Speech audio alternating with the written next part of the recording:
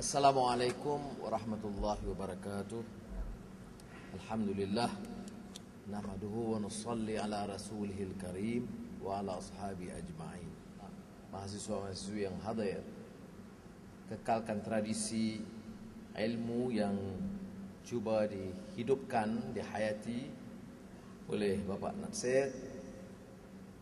Dan kami, kalau kami generasi muda dulu, mewajibkan fiqh dakwah sebagai teks bagi semua pemimpin ABIM.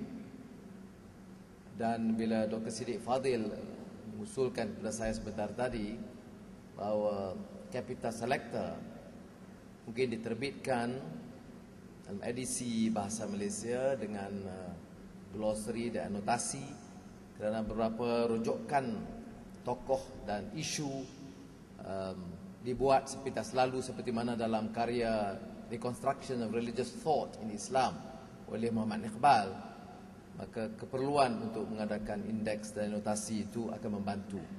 Ketika itu, bagi Pak Natsir, mengimbau pandangan Henry Pirenne, sejarawan ulung Belgium yang tidak terkenal dalam lingkungan academicians yang menguasai bahasa Inggris atau Belanda. Saya sampai sekarang bingung bagaimana dan di mana punca sumber yang menyebabkan Pak Natsir menukil hujah Henry Pirenne, A History of Europe, dan juga Muhammad and Chalaman. Saya ingin rumuskan beberapa hal yang saya kira penting sebagai dalam himbauan kesan pribadi tentang gagasan Pak Natsir, melihat pada tuntas konsistensinya dalam pegangan prinsip dan perjuangan, pengalamannya, kesabaran dalam menghadapi pelbagai rintangan dan ujian, dan kejayaannya kemudian menghidupkan Dewan Dakwah Islamiah Indonesia.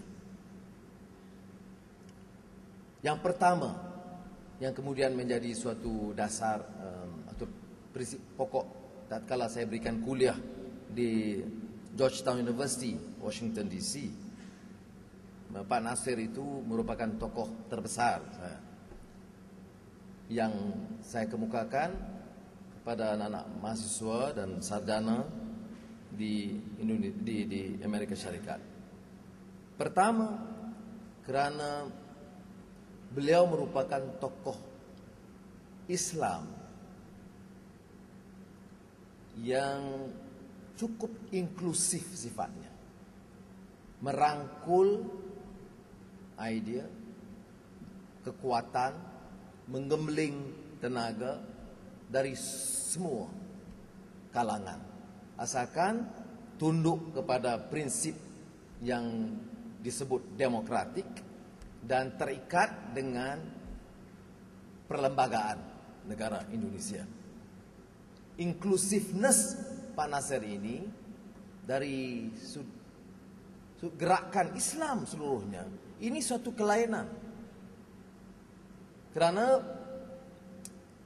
rangkaian gerakan Islam itu secara tidak langsung menuntut ada pola persamaan yang cukup kuat dan kejam.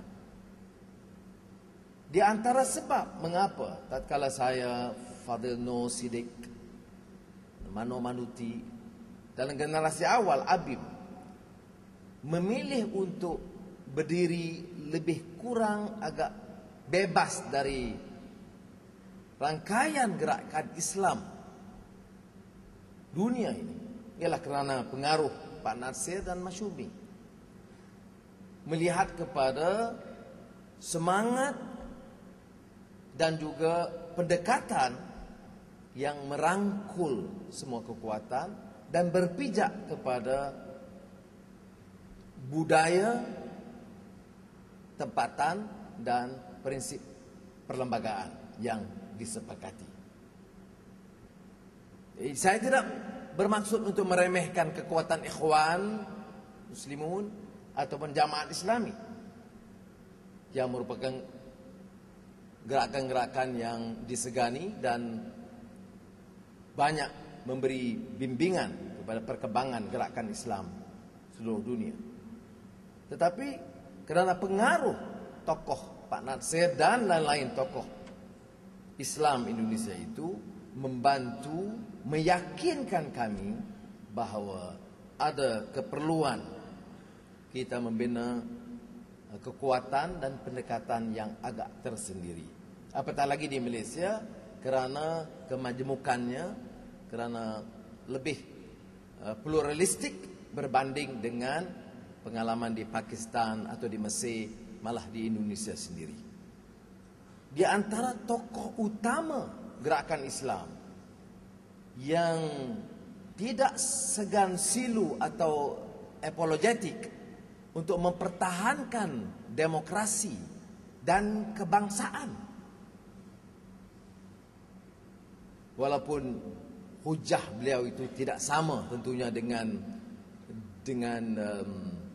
vox populi, vox dei, maknanya kedaulatan rakyat itu sama kan dengan kedaulatan Tuhan, ataupun faham kebangsaan asabiyah yang sempit, mata maitatan jahiliyah, tentunya dibedakan kerana landas dan nafas Islam ditekankan.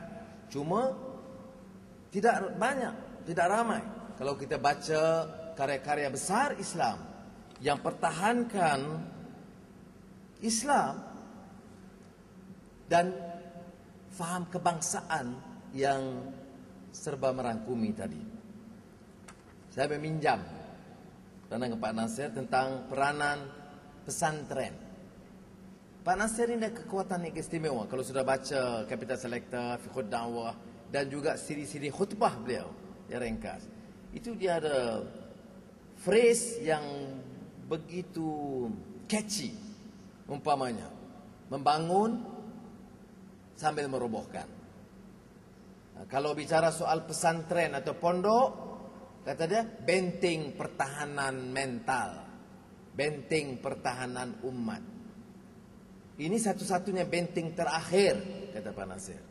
Jadi ini kalau di zaman kami dulu 70-an umpamanya, itu tersebar luas pandangan sedemikian. Tetapi dalam pertembungan ini Pak Natsir tidak pernah meninggalkan prinsip toleransi dan demokrasi. Dia tidak pernah menolak hak waima Partai Komunis Indonesia sendiri pun, PKI, untuk hidup di medan politik Indonesia.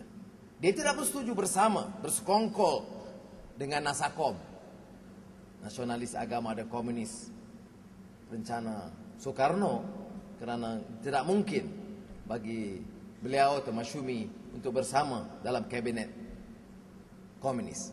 Tetapi reaksi Natsir dalam perbicaraan dengan Syafruddin Parwinegara tentang kehadiran komunis, sama ada melarang atau tidak, Natsir menjawab, kalau komunisme itu tidak baik, kita hadang paham itu lewat pemilu. Kalau benar kita punyai prinsip dan pegangan yang cukup kuat, maka kita mampu mengalahkan Partai Komunis itu melalui sistem pilihan raya.